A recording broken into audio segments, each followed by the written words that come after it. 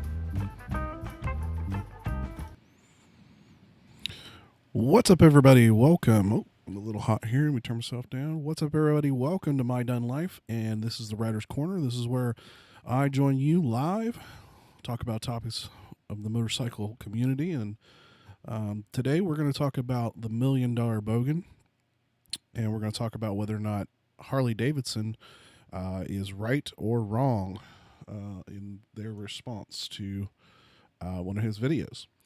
If you would like to join us, I've left a link in the chat, and you can come in. We can have a discussion. So, first up, I want to play the beginning of the video that sort of started this whole controversy. But I'll talk a little bit about who the Million Dollar Bogan is. Million Dollar Bogan is a YouTube channel. I actually was familiar with him, but I wasn't a regular subscriber to his channel prior to all the events that have went down here recently. And if you don't know, the Million Dollar Bogan recently put out a video talking about how Harley Davidson is basically forcing him to pull a video that he did in one of their dealerships in Australia. And so Million Dollar Bogan, his name is Daniel Hayes. Haynes? I think it's Hayes. Daniel Hayes, sorry. Daniel Hayes, he's a semi-retired real estate self-made millionaire. He rides a lot of Harley Davidsons. He rides them all over the world, and he does crazy things with Harley Davidsons. I mean, there's videos of him taking a Road King off road. I mean, he literally just beats these things to death. And he's worked with the same dealership in Australia for, he said, I think 17 years. Talks about how he bought 15 or 20 bikes. And he has never been sponsored by the brand. He's never been, if you want to call it, a true ambassador of the brand. And he literally is just a consumer like you and I. He just has the type of money to go out and do crazy things on his motorcycle. And so in a recent video, apparently, that is now taken down, he was in his local dealership that he's friends with. They made some jokes or comments, kind of some people have referred to as shop talk. And let me tell you, I'm in the transportation industry, and the kind of things that truckers will talk about would make most people, they would make their hair like go out here. And I'm talking bald people hair out here. I mean, it's just the kind of things that, I refer to it as sailor talk. And maybe they're insensitive, maybe they're not, but you also have to take in consideration of where he's from. In Australia, if you ever seen the YouTuber Fluffy, Gabriel Iglesias, he talks about going to Australia, and he can't believe how open and how, the Australians are just not afraid to joke about things that in America would be so taboo. And so you have to take that and consider a little bit of consideration too when we're talking about what he talked about supposedly in these videos. And my understanding, and obviously there's a lot of hearsay, we've only really heard sort of roughly what Million Dollar Bogan from a video that he posted later concerning the matter, talking about how he might quit motovlogging, and that basically Harley Davidson threatened the dealer if he didn't take his video down, that the dealer would suffer the consequences of that video not being taken down. Now, Daniel talks about mental health, especially men's mental health. He talks about how riding, and he talks about all the things that he does to try to help men's mental health, and his own battles with that. And we all have our own, in some points or another in our lives, we all have bouts of that type of thing. He also goes on to talk about, how many miles he rides, how many bikes he's bought. And like I said, he's done all this with his own money. He's a paying customer. He is not paid by the dealership. He doesn't get any special treatment from the brand. I'm going to play a little bit of the beginning of his video, and I think it kind of shows in a certain way what the brand used to stand for. And this part of the video, which is actually a commercial from Harley Davidson, it's really not that old. I actually remember this commercial, but I'm going to play it, and then I'll talk a little bit more about my feelings of the situation. Believe in going our own way, no matter which way the rest of the world is going. We believe in bucking the system that's built to smash individuals like bugs on a windshield. Some of us believe in the man upstairs. All of us believe in sticking it to the man down here. We believe in the sky, and we don't believe in the sunroof. We believe in freedom. We believe in dust, tumbleweeds, buffalo, mountain ranges, and riding off into the sunset. We believe in saddlebags, and we believe that cowboys had it right. We believe in refusing to knuckle under to anyone. We believe in wearing black because it doesn't show any dirt or weakness. We believe the world is going soft, and we're not going along with it. We believe in motorcycle rallies that last a week. We believe in roadside attractions, gas station hot dogs, and finding out what's over the next hill.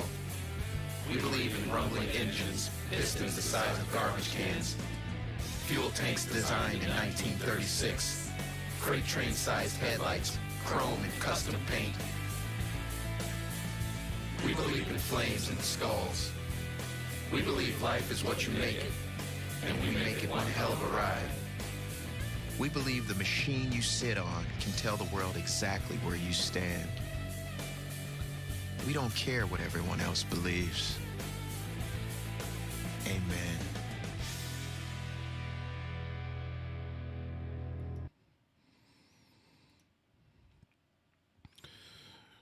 Okay. Hello, Mr. McStash, and also Mothman46, who's in the chat.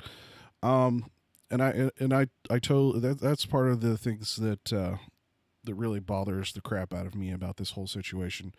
You're right. They don't have a right to tell him what he can and can't say and what he can and can't post.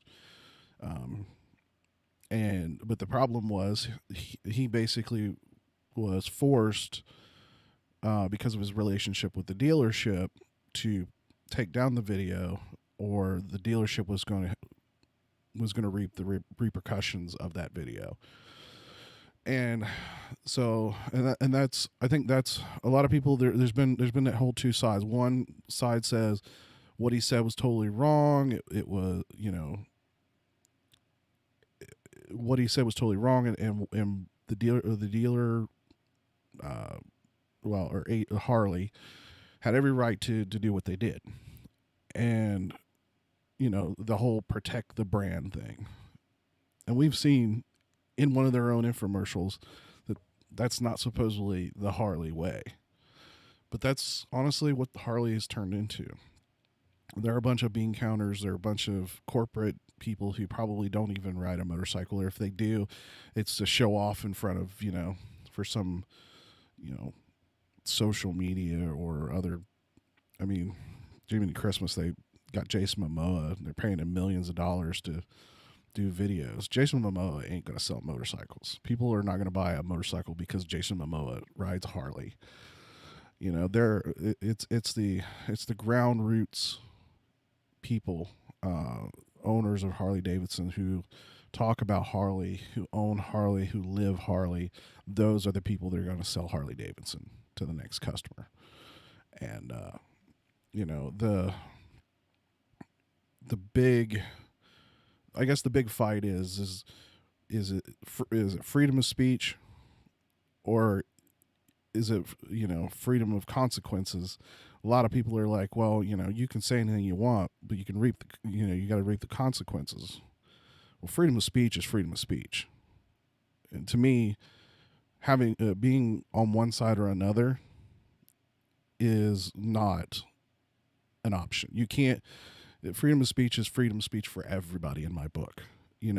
Now, do you have the right to incite violence and hurt other people and take away other people's liberties? No, that's a completely different conversation. But in the realms of Bogan should do what he does and tell Harley to cash me outside about that deal. And a lot of people have been posting and telling, saying to Bogan, dude, go to another brand and promote another brand. And personally, I kind of think that's what he should do. That's what Adam Sandoval did.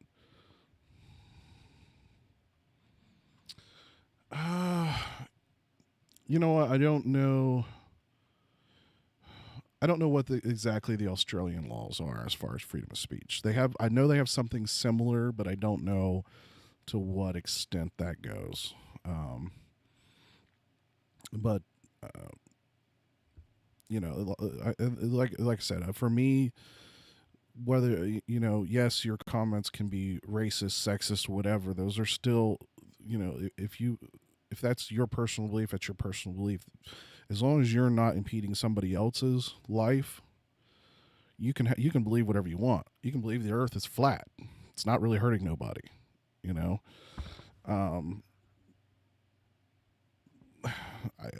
this is such a weird topic, and it for a lot of people it really brings out crazy emotions when it comes to comment, when you comment or joke or whatever about a certain race or a certain sexuality or whatever.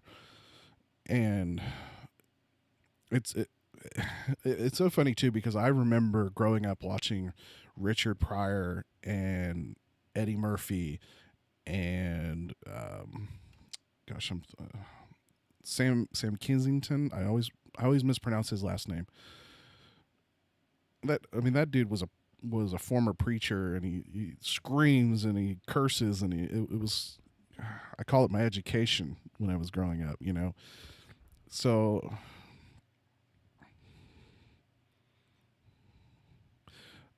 actually, Mr. Mothman, I can tell you he used to ride a Goldwing. So he was a Honda man at one time.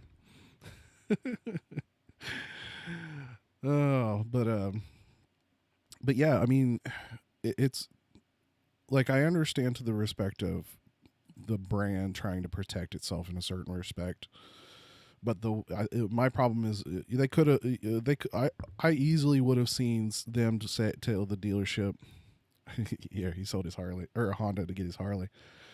I could see Harley telling the dealership that we don't approve.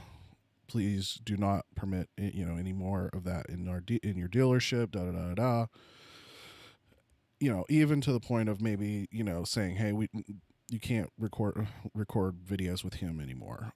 That would have been one thing. But for them to pressure through the dealership with their customer, and that's my problem. He was a paying customer. Goldie McStash. Oh, Mothman, you're pulling on my heartstrings, man, because I'm a Back to the Future fan. So, Mayor Goldie Wilson. Thanks for having you. Hey, man, we all. If you haven't watched any videos for me lately, I'm talking about going Honda. So that there is a couple of motorcycles that I'm debating about buying and on my next one, and there's a Honda that's got a real chance of possibly end up being my next motorcycle. So, but yeah, I guess I'm a bit of a constitutionalist in a certain way, at least as far as the American, the right to bear arms, the freedom of speech, and I think the freedom of speech, like I said, goes for everybody. I mean, I don't care if you're any color, any race, you should have the right to speak your mind and to speak your ideas. Now, like I said, I think there is a limit. That limit goes to violence. Violence is where I draw the line. I also draw the line on people who, it drives me nuts when I hear businesses won't do business with certain types of people for whatever reason. That just absolutely floors me. I if you're providing a service, you provide that service to anyone as a paying customer. You should do it to a paying customer.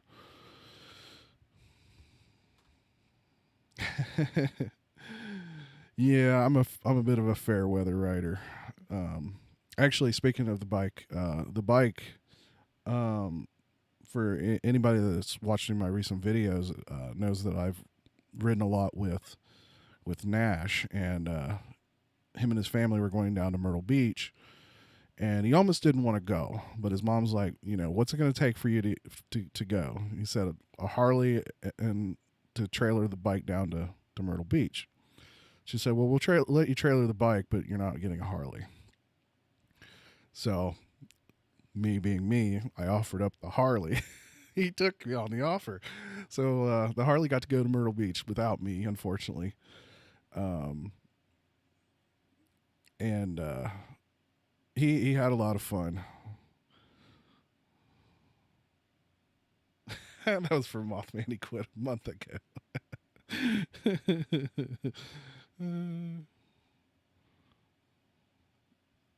Right, I'll do that without the gear in my truck. Yeah, I really wish I lived in like southern Georgia or Florida or something like that, because I'd love to be able to ride all year long. And yeah, I mean, so yeah, the bike, like I said, ended up in Myrtle Beach for a weekend basically. In fact, he just brought it back today, and he brought it back without a full tank of fuel. I'm going to give him some shit about that, but yeah, it's for the most part, unless we have some weird warm day that I just happen to have available, it's going to be parked for the winter. And honestly, that kid Nash may end up with that bike. He really does like the sporty. He definitely enjoys all the looks he gets on it, which is funny. He gets more looks on that Sportster than I do. Yeah, you're crazy, Mr. Minkstash. I would never ride a motorcycle in the snow. Oh, there's another somewhat YouTuber. Oh my gosh, I shouldn't. Why is his name eluding me?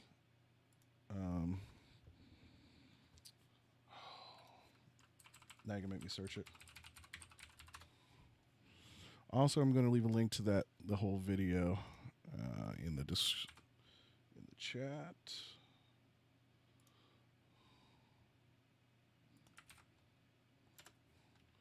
There's the link to the Million Dollar Bogan video.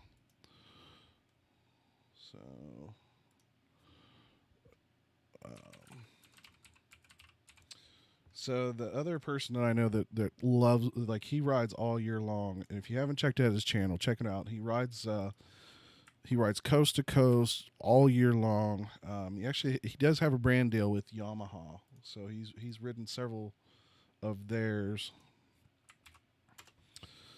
And his name's Long Haul Paul, and he's not a porn star, I swear. It's really what he goes by on the channel.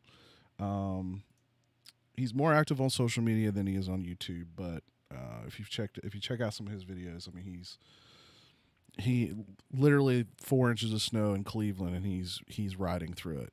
He's originally from Connecticut, so he's another channel that's you might want to check. It's for the money. Yeah, I'm not getting paid for that, so like I said, I'm a fair weather rider, but anyway, talking a little bit more about Million Dollar Bogan, and I think Harley needs to come up with rules if this is the way they're going to be concerning YouTubers and other media types, working with dealerships and stuff like that. They need to, if they're going to set rules, they need to set rules, and they need to be transparent with those rules.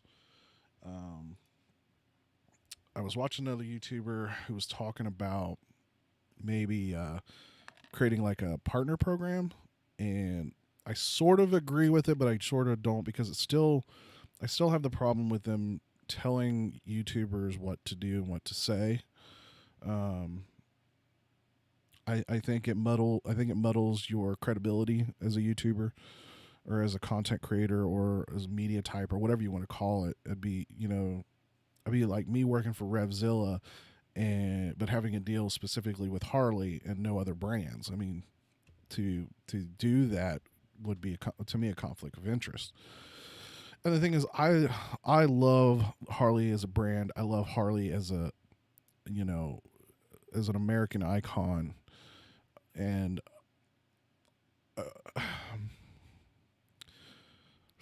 I'm still here very shortly. There's some things that I will comment about my somewhat personal relationship with Harley Davidson.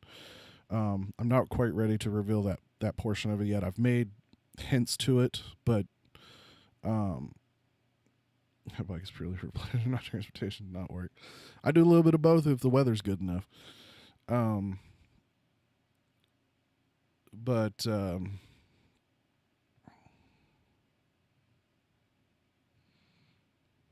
yeah, I can't disagree with you on that. But having a relationship with the brand, like I said, if they're going to have those things, they got to set the ground rules and they got to make it fair for everybody. But again, like I said, I disagree with. I don't necessarily disagree that Harley was upset about it. I do disagree with how Harley handled it. That's really, I guess, where my problem lies. And and the real question is how are the diehard Harley fans really going to handle this? Are they going to go anti-Harley and kind of the cancel culture type of thing, or are we just going to continue as whatever, it's a whatever thing? And let's see. That's because you don't own two of them, Mothman. Got to buy a second one and a third and a fourth. I just wish I could do that. I'm so envious of Blockhead and Shade Tree Surgeon. It's like they got 2 or 3 bikes in the stable, and I can. The one I have, it's paid. I originally paid cash for it. It's bought and paid for. It's a 20-year-old Sportster. What do you expect? And I do most of my own mechanic work on it, and But the nice thing is I still walk into a dealership and get parts for it. And usually I can get parts, if not same day, next day. That's the big thing with Harley, and but Harley has pushed themselves as a premium brand. They have pushed their, what their marketing schemes are, and I think Harley has really lost its way in the marketing schemes. They don't like working with YouTubers. Adam Sandoval kind of hinted at some of the things that he's went through with Harley Davidson. I mean, they didn't literally. It was Harley or nothing. Like, he couldn't work with any of the aftermarket brands. He could not. At that time, I think he was already in the process of developing some of his own marketing product for Harley Davidson. His particular Harley Davidson. I have to. He's got Mothman says that he's got a Ducati. So as Shade Tree likes to call it, the douche-cotty, right? What year Ducati do you have? I guess I should ask for the year and make. I'd be kind of interested. But Harley Davidson, has always pushed this image, this brand of, F the man and, anti-establishment, but in the background they really are the establishment. They are the Apple, the Google. They are that brand of motorcycle. And 03 999. I don't know that one. I'll have to look that one up.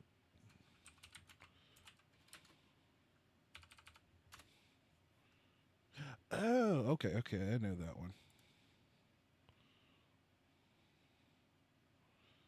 Man, I bet when that's running, I bet that is quick.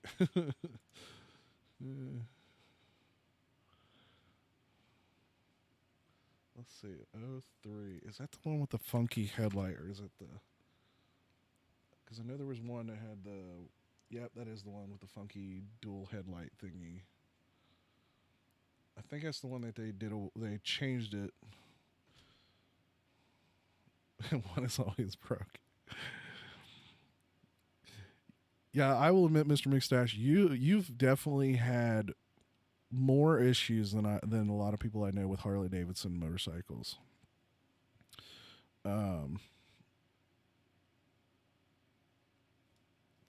It's kind of crazy. Weird thing is, like, the worst problem I've really ever had with mine is when it really gets downpour wet, it drops a cylinder. And hey, Chopper Fett. Yeah, and when it drops a cylinder, I just have to wait till it dries out, and then it's good. And it usually don't take long. So whatever it is that causes it, I think it's the same problem that Shea Tree had with that one he bought with Shay Lisi. She's going to buy.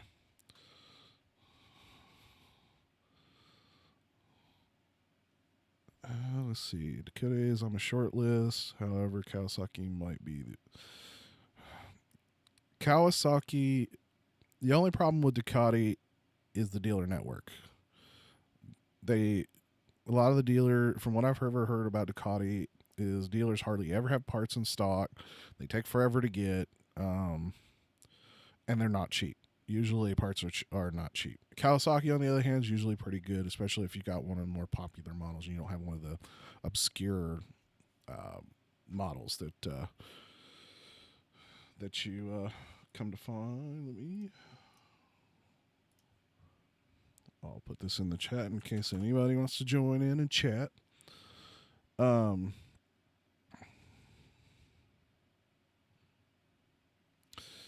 three or four oil changes a year. That's a lot. I change mine once a year regardless, and it's usually either at the end of the season or the beginning of the following season. I changed mine right before I did the Blue Ridge Parkway trip. So I'm going to wait until the beginning of next season before I.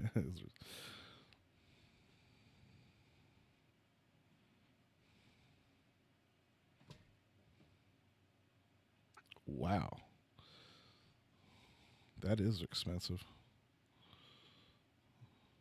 Yeah, I do. Like I said, I do a lot of my own services, especially like oil changes and spark plugs, and I don't necessarily fault for anybody that doesn't do their own basic mechanic work. But man, the dealer charge is just ridiculous. $50 in parts and 30 minutes of your time. It's really not a big deal for me. I've got tools. Yeah.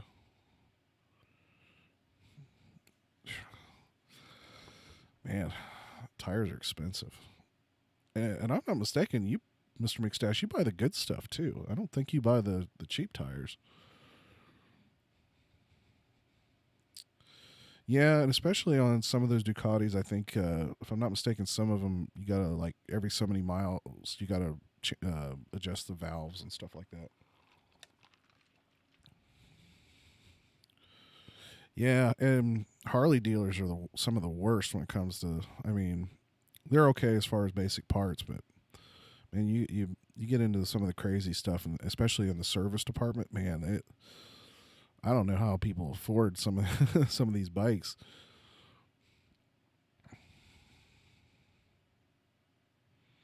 Pirelli Super Corsa. I have heard of those Corsa 3s. Yeah, Dunlopper. Yeah, I went factory Dunlops when I changed mine. Was it last year or year before? I think I'm on this. I think this is the second season for these tires. And honestly, the last ones I never actually wore them out. They were out of date and they were starting to crack. That was the only reason I. Yeah, that's that. And a lot of the Ducati stuff is, like I said, stupid expensive. Yeah, 25% of Ducati. Yeah, I that wouldn't surprise me one bit.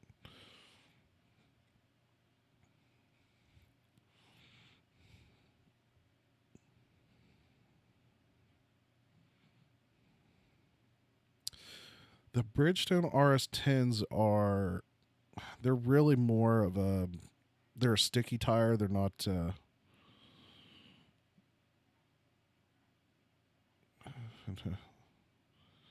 wow. Yeah, like I said, I don't ever put in, I don't ever put as many miles as I would love to, but you know, I put 1,000 plus every year at least. Um, and when I bought my Sportster, like up until I've owned it 6.5 years now, and like I said, I think it was 2 riding seasons ago. I At the beginning of the season, I finally switched the tires, and they were '06 and '09. If that tells you how old those tires were. So in 2018, that's how, and they still had tread. I mean, they still had reasonable tread left. So I wasn't too worried about when I bought the stock Harley Dunlops. I wasn't too worried about the tread. Wow. Well, we can do a whole video on how bad maintenance is. Yeah, I'm there with you, Mr. McStash, on the grown kids. Mine are like right on the edge. In fact, my daughter goes for her driver's test tomorrow.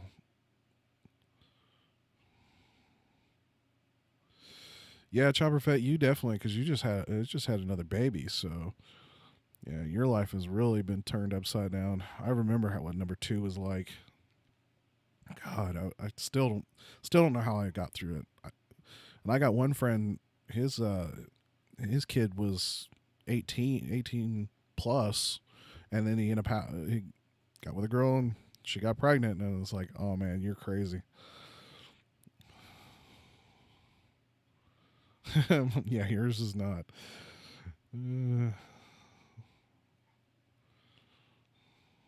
How old are you, Chopper Fed? I honestly don't know. I've been on like your live streams a lot, but I don't honestly know how old you are. I'm coming up on 40. I've got I'm starting to scratch at that 40 mark. Blue Buffalo doesn't by itself. Ugh, I've got I've got a dog and 2 cats, and then technically a second dog that belongs to my mother-in-law who lives with us. So I have a whole house full of 38. Oh wow. Geez, I was done with kids at 22 ish.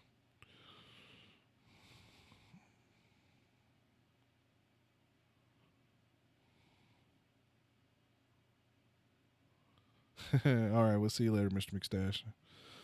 Tell Mrs. McStash I said hi. I will tell you, if you ever have a chance to ride with those two, do it. They're the most wonderful people. I don't remember 40. I don't hardly remember 30. The only thing I remember is on 31st birthday, all my friends took me out like it. I swear my 31st was like my 21st. I got so drunk, I was just absolutely off my mind. I literally lost track of how much stuff I was drinking that night.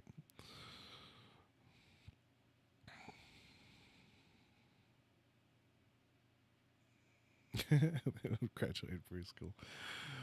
Oh yeah.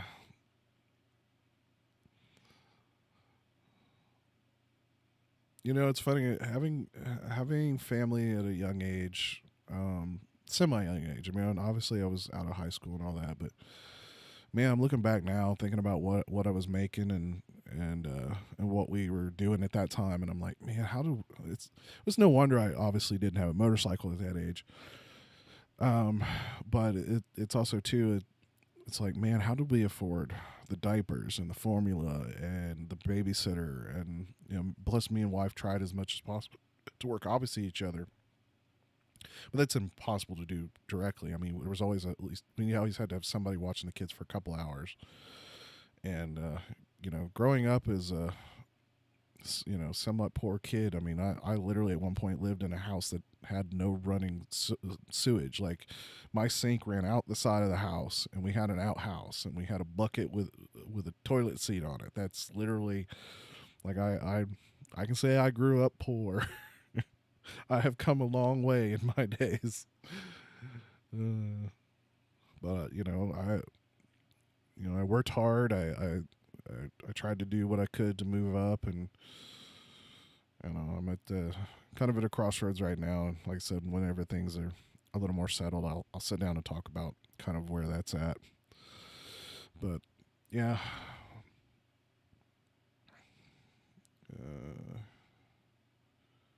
brother. So hell.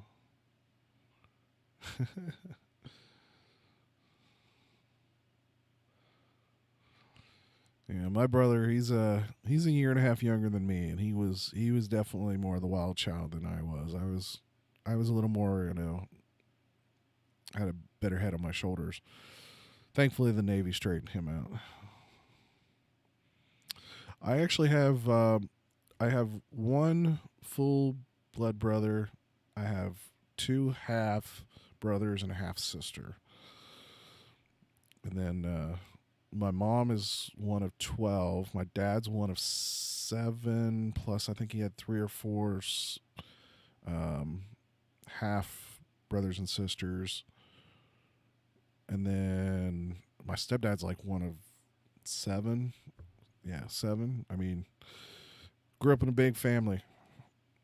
I remember it's so funny that nowadays we try to get together for the holidays, but we don't really get the opportunities like we used to. And I remember going to my grandmother's every year and sitting down and having Thanksgiving or Christmas dinner and doing all the the big family stuff. We just don't, life gets busy, and it's so funny how off topic we end up getting on these live streams. 5 badass nieces and nephews. My brother has one. Technically, it's his stepdaughter, but I actually it's funny because I've known her since she was probably 4, and she grew up well. She's a pretty well mannered kid for the most part, and in fact, she'll be graduating college here not too long. And then my wife's side, that's a whole mess in itself. I could go all day and I'd probably get my ass chewed for it.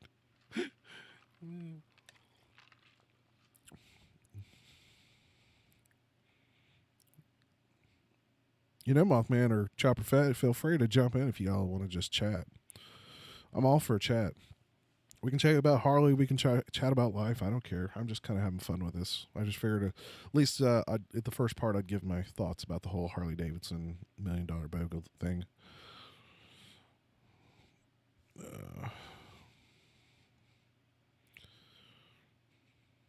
Yeah, it's amazing though that the number of kids these days that just don't have a clue what real life is like. And my kids are starting to learn what the they're starting to have to work regular jobs. Plus, they're doing. My daughter right now, she's working part time.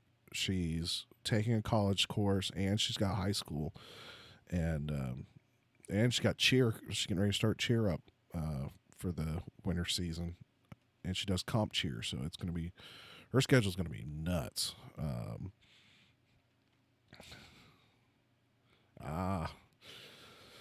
I'm working nights this week, so I don't go until Friday. Well, actually, I got to go on Thursday during the day. I got to do some training, and then on Friday, Saturday, Sunday, I'll be working nights. Kid the kids down right now. I don't envy you, my friend. I do not. I love them at that age. I mean, they're a lot of fun when they're not yours. It's always fun to when the nieces and nephews bring their kids in, and we get to play with them for a few hours, and I'm good with that. But I also told my kids, I said, don't be in a rush to have kids. I said, enjoy some life.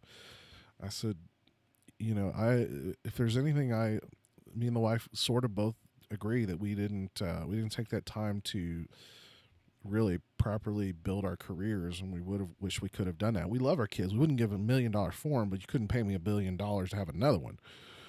And but it's one of those things that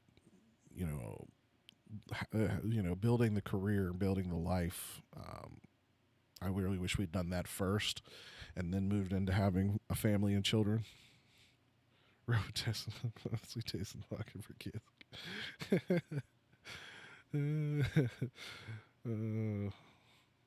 I'm just not gonna go, dude. Honestly, Robitussin is not what it used to be. I remember, man, you take 2 doses of Robitussin and go to bed and feel great. You'd wake up feeling like $1,000,000 in the morning, and that stuff don't do jack shit anymore. Careers established as,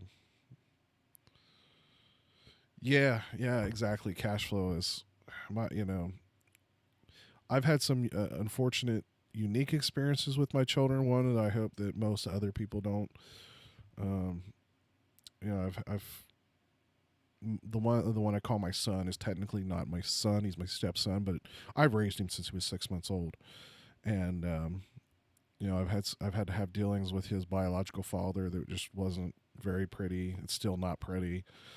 Um, and you know, my son's had 3 knee surgeries, and we've had some other legal issues that have risen over the course of his life. And man, is that those kids cost me a lot of money. And my daughter's, I mean, her cheer stuff cost me like $1,000 a season,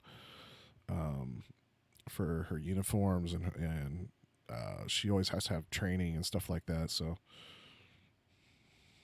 I called him Robo Buzz. He drank it all the time.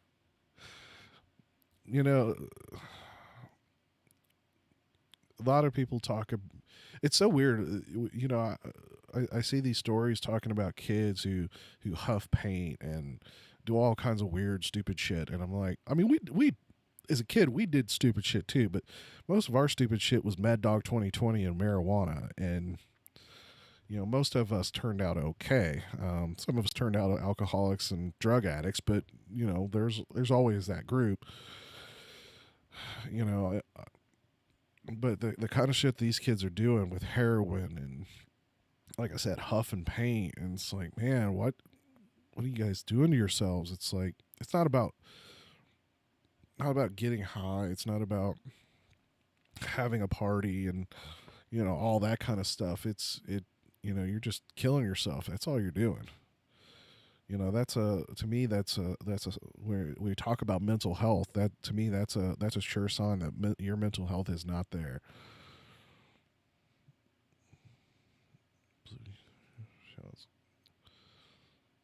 Oh yeah, blue healers, man, those are beautiful dogs, but they're not cheap to keep.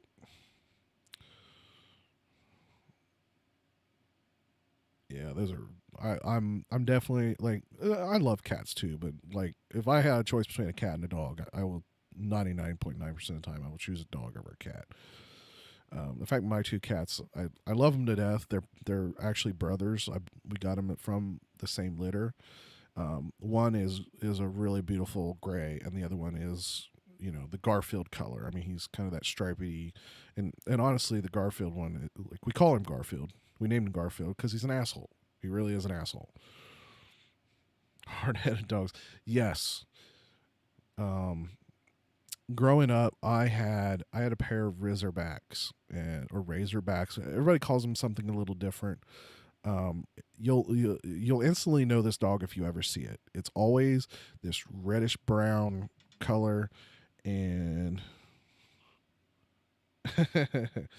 Mr. McStash actually texted me. One of the few people that actually has my personal number. But like I said, this dog is a reddish brown color, and it's got this mohawk that goes right down its back, and they're African hunting lion dogs. Lion dogs, if I can't speak. Beautiful dog, very bright, a very brilliant dog. They're very, very smart for the most part, but they are, again, just like blue heelers, they are a very stubborn dog. If they don't want to do something, they will not do it.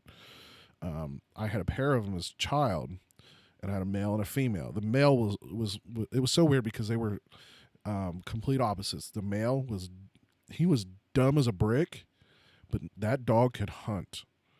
Like, I'm talking rats. I'm talking bodies 2 feet long. and he'd snatch them by the back of the neck, snap their neck, and then parade around with it. I mean, yeah, I mean he was a dog that if he ever went after somebody, he would have killed. I mean, there's no doubt in my mind he was that type of dog if he had been trained that way. The female was so lovable, very protective of me and my brother. You couldn't raise your voice at us, and she would growl at you. I mean, that's like even my parents said that the dog they were a little scared of the female dog around us, and we never, we didn't have to have her on a leash. We could let her go if we were, as long as we were out in the yard. She stayed right with us. She walked with us, and we didn't train her. Like she was totally untrained dog. Like, all right, we'll catch you later, Chopperfoot. Thank you for joining me. Hopefully next week, if you guys are doing a live stream, I'll be on days, so I should be able to jump on and chat on it. So, but yeah, like I said, she was a beautiful dog, and somehow our Cocker Spaniel got her pregnant. Now, take into consideration that a Razorback dog is about the size of a full size black lab. I mean, that would be about the same size dog. And if you've ever seen a Cocker Spaniel, they're 10 pounds, they're 2 feet long, they're small. And somehow that curly black dog got her pregnant, and one of the puppies, and my mom to this day, she tears up every time she even talks about this dog, had it had that reddish brown hair, but it was curly. He looked basically take that beautiful, like really rust red color, and it was he was the size in the curly hair like a Cocker Spaniel, and just a gorgeous dog. And God, I would kill to have another one like that. I mean, the color was just phenomenal. But yeah, it's it is what it is. But nature finds a way. Yes, sometimes I wish nature would give it the fuck up too. There's some people that should not be having kids. But yeah, I think that's actually, let's see, 8 o'clock. I'll go for a few more minutes, and then I'll probably call it a night. But yeah, kind of round out my discussion as far as the $1 Million Bogan. Like I said, I understand Harley's position on it. I think it's wrong. I think that they really overstepped their boundaries. I think the way they handled it was wrong. It's interesting that there's been no official comment from Harley Davidson concerning the matter. But yeah, I totally support Bogan. I may not support necessarily what he said. But I joke around all the time. Even my children understand that Dad makes inappropriate comments at the worst time, especially in front of their friends. I'm highly known for doing that. But they all know it's me. And I will joke. I'm not totally PC. I harpen back to the movie PCU, and it's actually, the movie is sort of jokingly called PCU for that reason, politically correct university, even though it's called something else. But they make a joke to that, and the whole part of the movie is the fact that you have all these different stupid groups. You have the blacks, you have the nerds, you have the feminists, you have all these different groups just kind of going at each other. It's like this one group that it's like they're the anti something of the week people. So in the beginning of the movie, they're anti meat, so they're protesting about the meat. They're protesting to be protesting. And then there's this fraternity group, if you want to call it, and they say they put out these flyers that say, "At the pit, everyone gets laid." And then they got all the feminists out there going, stop, penis party, and all that. And how can they give a gripe about their image with? Oh, absolutely. I totally agree with you on Mothman on that. He's talking about the Hell's Angels. Well, I mean, look at when you look at even if they want really image brand. I mean, Sons of Anarchy. That show. While great from storytelling standpoint, from a brand image, that's a horrible brand image. Um, and and talking about PCU, they talk, one of the comments that Jeremy Piven, that's the actor's name that plays a character. He goes, today they're so cravenly PC, they wouldn't know a good time if it was sitting on their face. And I think Harley Davidson is has gotten to that point. I mean, you look at the people who buy the brand, and yes, a lot of them are doctors and lawyers and farmers and blue collar. They're blue collar and white collar and of every creed, nation, gay, straight. They don't. We don't care what you are. We care that you ride. And I think that is the real brand image. We don't care what your political affiliations are. We don't care whether your color, your race, your gender identity. You can be a purple man for all I care. It's all about how we treat each other. It's all about how and it's all about sticking it to the man, as the commercial blatantly put it. And the the reasons I ride Harley, because I love Harley, because I love the brand, I love the product. I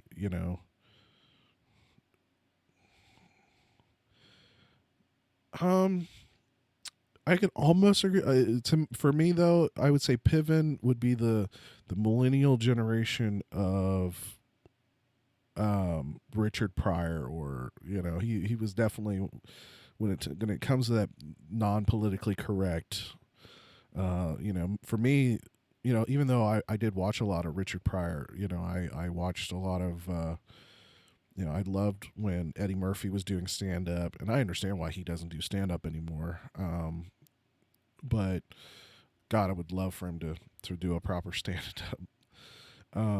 But even if you look at some today's comedians, George Carlin. I mean, I loved George Carlin growing up, and George Carlin was a man. He was a man of the word, and like a lot of people who are into that understand it's not necessarily just what you say, it's how you say it. And I think that's a part of the problem with our current situation and political correctness. Sometimes it isn't just what you say, it's how you say it. And you know talking about what's appropriate, what's not appropriate, if it's a joke, it's a joke. I understand, like in a workplace environment, you don't want to be pushed or listen to that kind of crap all day long necessarily, especially if it's about your particular race, sex, whatever. But out in the open public, it's I don't have a problem with it. I am the most least offended person on the planet. And some people will go, well, you're a white man. Well, white men have to deal with you know women who think everything we say is sexist, and you know everything we talk, we can't talk about chicken and watermelon, which I happen to love chicken and watermelon. Can't talk about that in front of a black person because they take offense to it. Even though I love chicken and watermelon, I don't really give a damn who makes it. Fried chicken is great. I am a fried chicken man. You can quote me on that. Andrew Dice Clay. I don't know who you're talking about on that one, Mothman. Um, but I'm just maybe I'm just a different type. I take everything with a grain of salt. Maybe I'm like the best of what really should be. And maybe I'm not. But like I said, I don't get personally offended about everything, and I don't get offended for other groups either. That's the other stereotype, if you want, that drives me nuts. And I call them professionally offended. They're offended for everybody else when even they don't have a leg to stand on, and because they're not a part of that group at all. And I I try to keep my channel semi PC, but I don't keep everything PC. It just doesn't make sense. You don't know the Dice Man. I don't. What? Dice Man. Probably do if I Andrew Dice Clay. Okay, I've got that looked up. I'll watch that. I've watched so many comedians over the years. Um what is that one? There's one that I've been watching. Something blue. Obviously, like Blue Collar Comedy Tour. That's never completely PC. I love those guys. All those guys. I've seen several of them live. So if you've never seen any of the, Jeff Foxworthy. I've never seen Jeff. I have seen. Oh shit.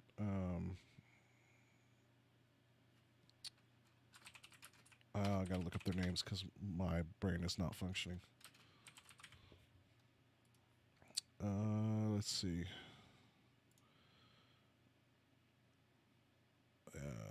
Bill Engvald. I've seen Bill Engvald, and I've seen Larry the Cable Guy live, and both those guys were absolutely phenomenal. It was a lot of fun watching those guys live. Who was I going to search for? Now my mind's a blank. Ron White is my spirit animal. I, Ron White is that grumpy old man that y'all want to be. He's rich and he sits and drinks whiskey or scotch, and so I'm not the biggest fan of scotch, but I've drank 40-year-old scotch before, so I can at least attest that I've had what at least should have been good scotch, or I mean good. Yeah, it was good scotch. Not the biggest fan of scotch, but it is what it is. Yeah, like I said though, Mothman, I did look up Dice Man. Oh, I remember he's the paraplegic.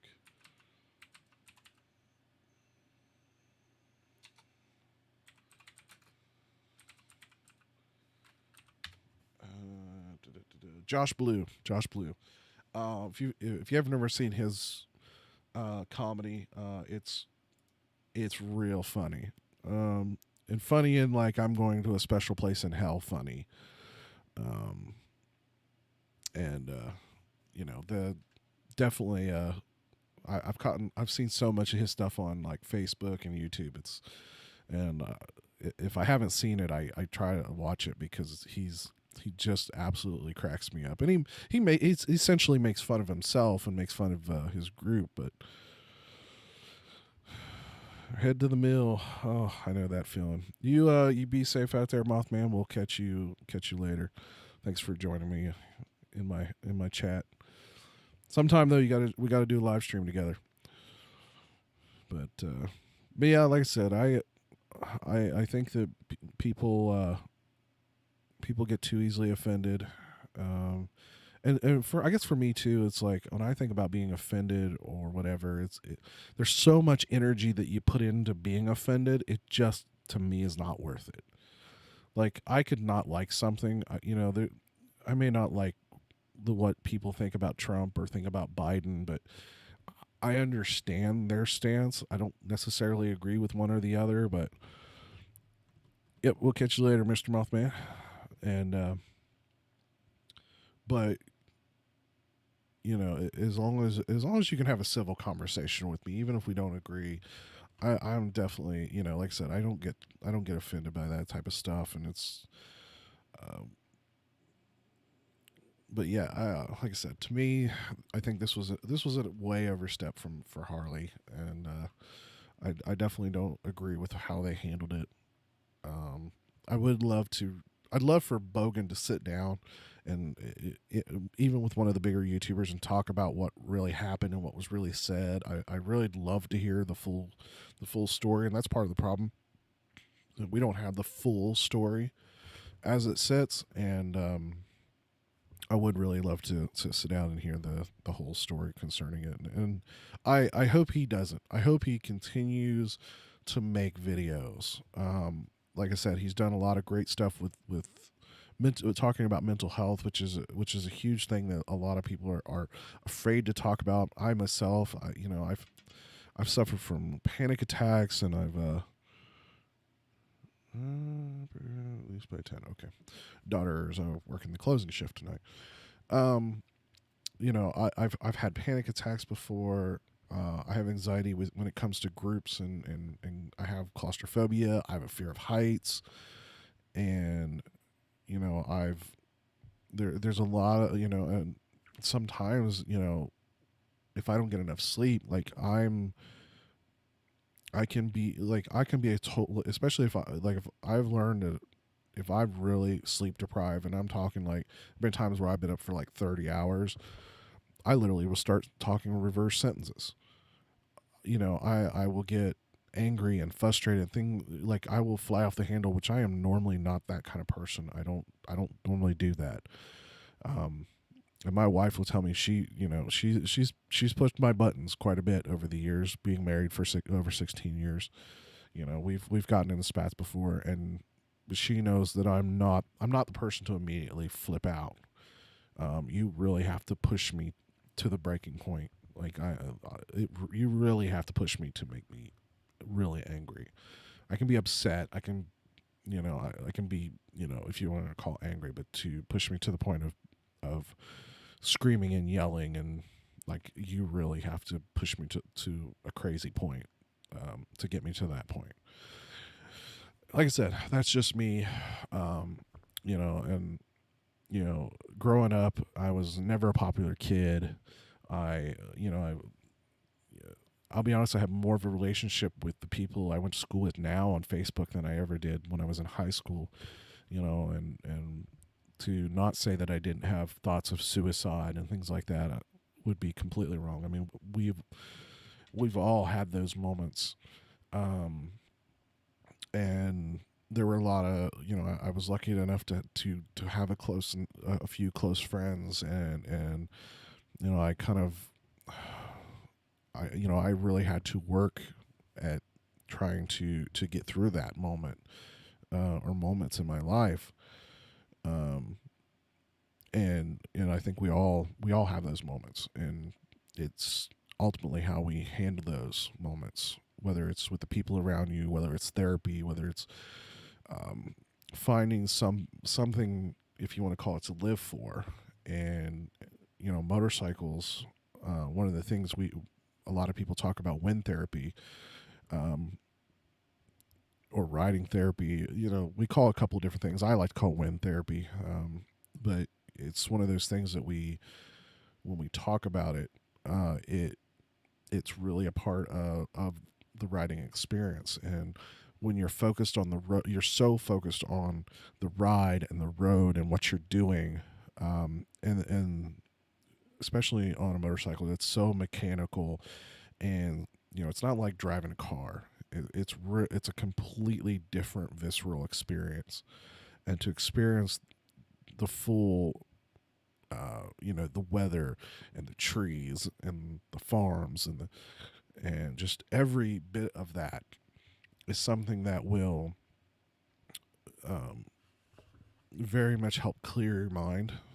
You literally cause yourself to push away all the thoughts. All you're focused on is what you're doing, and that's what wind therapy is. That's a lot about what riding does for a lot of us. And let me know what drives you, what feel free to talk about, your mental health stuff. And, do you think that Harley Davidson, did you think they overstepped their really what they should, or do you think they were 100% justified in what they pressured the dealership to pressure the YouTuber to take his video down? And I'm, you're not going to get any backlash from me. I may not agree with you.